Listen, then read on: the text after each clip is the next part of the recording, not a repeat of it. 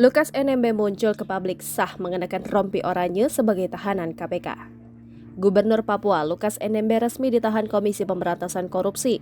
Duduk di kursi roda dan dengan mengenakan rompi oranye, Lukas pun diperlihatkan KPK dalam jumpa pers Rabu 11 Januari 2023. Saat dihadirkan, tersangka kasus suap itu menghadap ke tembok, membelakangi Ketua KPK Firly Bahuri yang menyampaikan informasi kasus ini kepada media. Dikutip dari Kompas TV, menurut rencana, Lukas NMB akan ditahan di rumah tahanan KPK Pomdam Jaya Guntur. Namun KPK memutuskan melakukan pembantaran penahanan terhadap Lukas selama 20 hari ke depan karena alasan kesehatan. Lukas NMB kini menjalani perawatan sementara di Rumah Sakit Pusat Angkatan Darat.